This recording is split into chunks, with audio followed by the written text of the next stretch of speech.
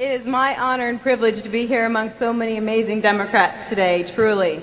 Now, I can't top the joke from last night about the ducks, if anybody saw that, but I have a little story of my own.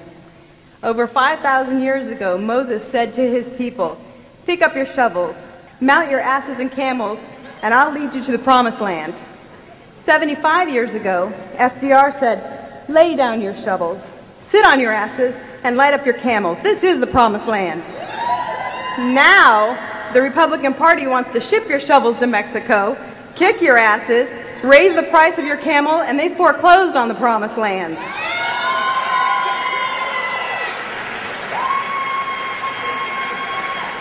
Unfortunately for the Republicans, this is a Democratic year. Now, if you don't know my story already, I am Heather Ryan, and I was compelled to run for the U.S. House of Representatives when my 12-year-old daughter and I dared to ask Senator Mitch McConnell a simple question about the war in Iraq, and it made him mad. It made him so mad that he called my board of directors and asked them to have me fired from my job as an executive director. And they did. He was so powerful, and they were so intimidated that I lost my job. But I'm here to tell you that I'm not afraid to stand up to Mitch McConnell and corrupt politicians.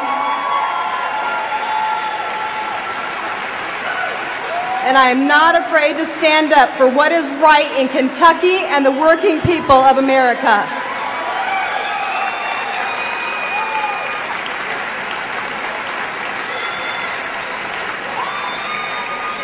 Now let me talk for a moment about the war in Iraq, because I'm not afraid to talk about it like the Republicans, like Senator McConnell, George Bush, and Whitfield. They're all afraid to talk about the war in Iraq. But I was in Washington, D.C. on that dark day in American history when terrorists ran planes into the Twin Towers and a field in Pennsylvania and the Pentagon. I was in Washington, D.C. on that dark day in American history, and that had nothing to do with Iraq.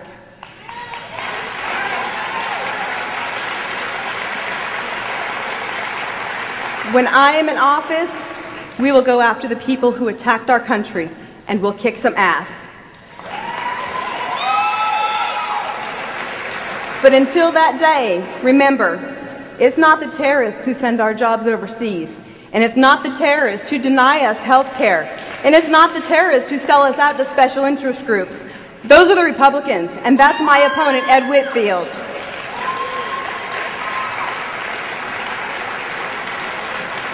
Now let's talk for a moment about Ed Whitfield. I like to call him Exxon Eddie.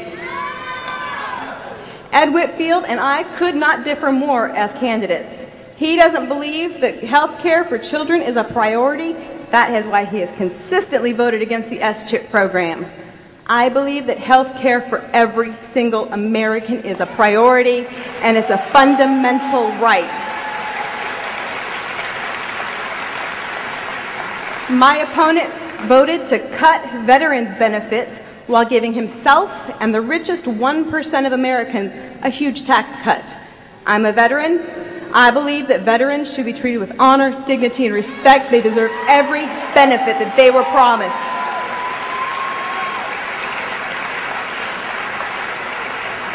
And in 13 years in Congress, Ed Whitfield's single biggest piece of legislation in 13 years has been a national ban on eating horse meat. I believe that the people of Kentucky are more concerned with making ends meet than horse meat.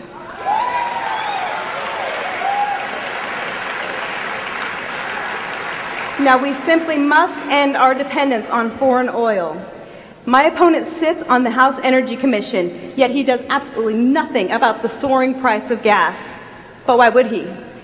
Exxon, Halliburton, and the Petroleum Marketers of America have contributed over $24,000 to his re-election campaign, and he owns $500,000 worth of Exxon and Chevron stock. That's just his oil interest. So it doesn't take a genius to figure out why he's not leading the way for America and Kentucky for alternative energy. What's hard to believe is the 7-term, multi-millionaire congressman who doesn't live in the district can even understand, much less represent the working class of America and Kentucky.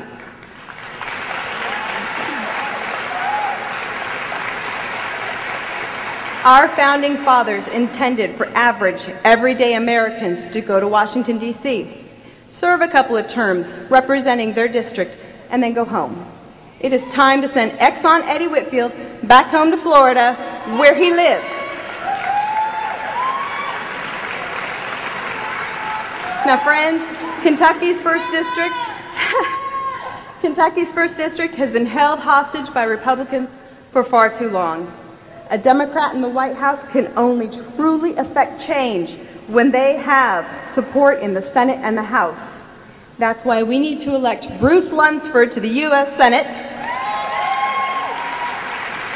And in Congress, we need to elect David Boswell, support John Yarmouth, Dr. Michael Kelly, Ben Chandler, and Heather Ryan.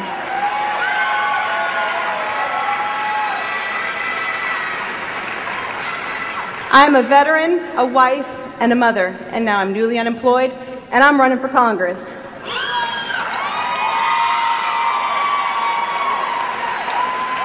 If ever there was a time that a poor person from the south side of Paducah is going to beat a rich millionaire from Florida, it's right now.